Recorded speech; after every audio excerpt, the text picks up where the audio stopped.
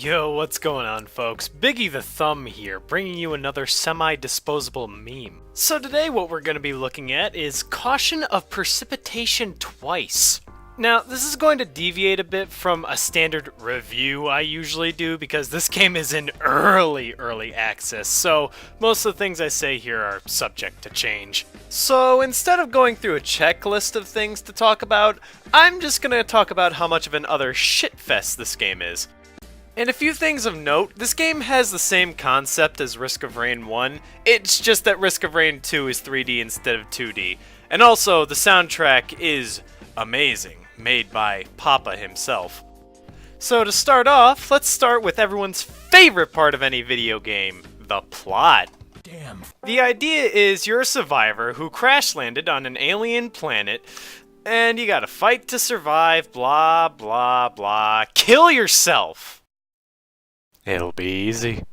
Now, you may think I was just kidding on that last part, but no, I'm actually being serious. At this point of the game, the ultimate goal story-wise is to fucking eradicate yourself from existence. Now, there is a logbook in this game that tells you more about the planet you're on and the monsters that you encounter on it. However, it's not finished yet. The game's still very early in access, so there's really not much to read through it yet. So until they get that filled out more, I can't really say there's too much story. But to be honest, the story really isn't the concern here. The real meat of the game is its gameplay. So sure, the story objective might be to, off yourself at the end of all of your excursions, but the real objective of this game is to become a god amongst all the monsters on the planet, scaring them to the point where a giant-ass worm with a mass greater than our own sun doesn't want to square up with you. However, this can sometimes take upwards of 2 hours depending on your luck, also assuming you don't die somewhere along the way, but if you have the right level of autism or free time, you should be able to do it. The game, luckily, is super fucking replayable, so let me explain to you the gameplay. What are you, fucking gay? The objective is pretty simple. You kill monsters, acquire currency, pick up items, find the teleporter, kill a big fuck you boss, and go to the next level. Rinse, wash, repeat, and you have Risk of Rain. The gameplay is objectively pretty simple, however things get a bit more complicated after that. The difficulty increases incrementally the longer the game goes on based on time, so theoretically you could get the hardest difficulty on the first stage by just sitting there for 40 minutes. But trust me, you don't want to do that, because say you spend your sweet time on the first stage and let the difficulty rise, and then you go to the next level and a blazing giant wisp just happens to spawn near you, you're probably dead, and all that time you spent just down the drain. That actually kind of leads me into my next point, which is everything that spawns in this game is random, so each run you have of this game is different. You can have amazing runs where you get everything you want, then proceed to die miserably at 30 minutes because you forgot the corpse of a monster is more dangerous than its alive variant. Or you can have absolutely horrible runs that for some reason last for 3 hours, but your friend keeps insisting that you keep playing because the next level might actually have bustling fungus. All the monster spawns are random as well, so you're not guaranteed to fight any certain type of monster, but killing monsters gives you money that you can use to open chests to get items, pray to altars, which will usually just eat your money, or save up for that one golden chest that you'll never actually be able to afford and leave the level disappointed because you have over $500 that you didn't spend. The items you get from chests are your lifeblood in this game. The thing that makes this game fun, though, is that all items infinitely stack. And you can get some pretty bonkers results depending on how lucky you are, but not all items are created equal, and the item spawns are also randomized, so you just simply may not get what you want in a run. Personally, the only objective I ever have in this game is to drink as many energy drinks as possible and stab myself with enough heroin that would probably kill me instantly in real life, so I can move and shoot as fast as an epileptic on Adderall. Also, certain items are not as good on other survivors, and this is where we get familiar with the playable characters. As the time this video is being made, there are only 6 playable survivors, and they go as follow. Commando, who is the first character you will get, and your first time playing him will probably be your only time playing him. Huntress, if you enjoy a fat ass and being one-shotted 20 minutes into your game.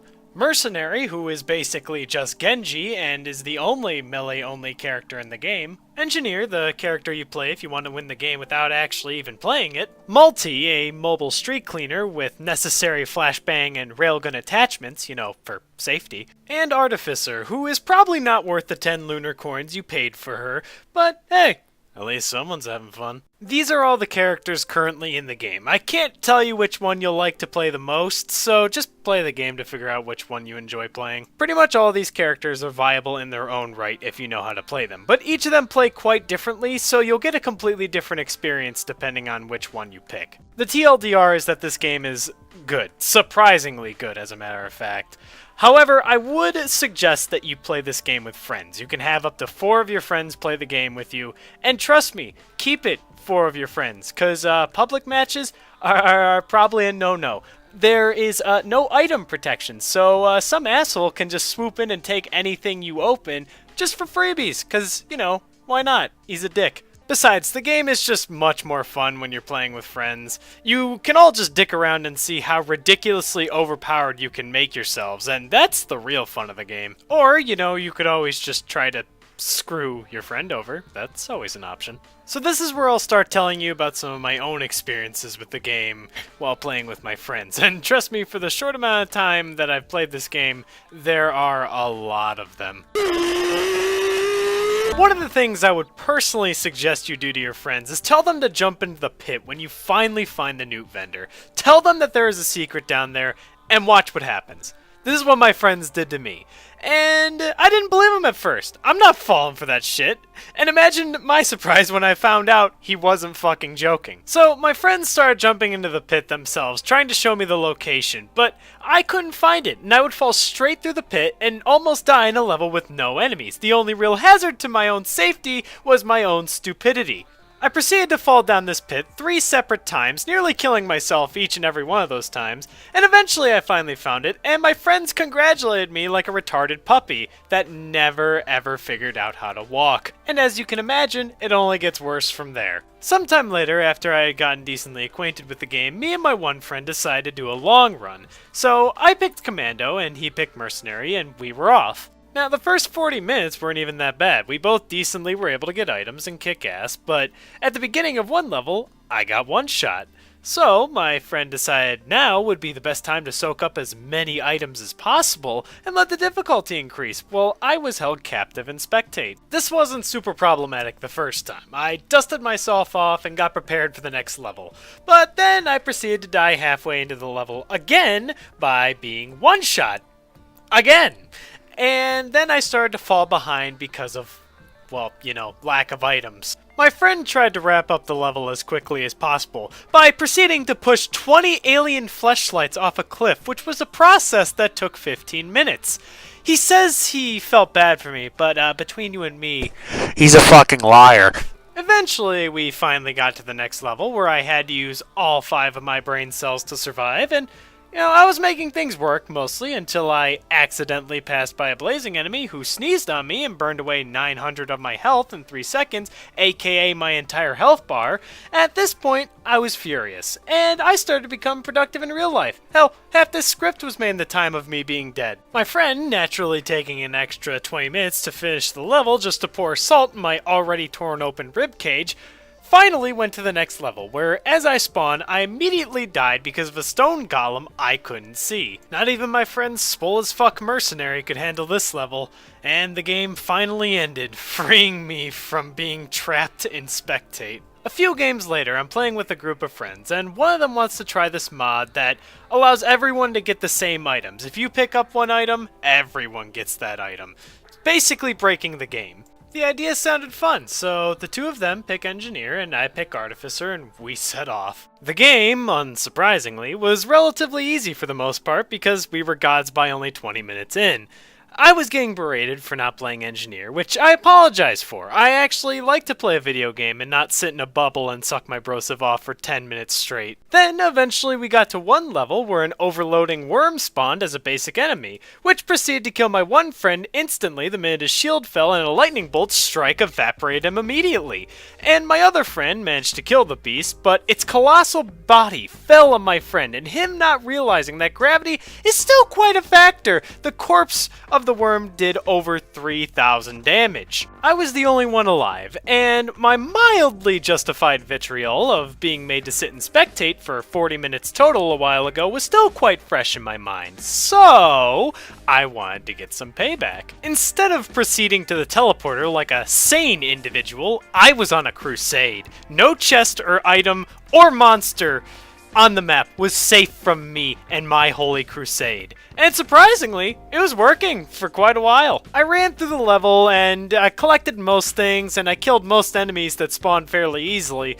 The last chest that was left was a gold chest. Oh fuck yes.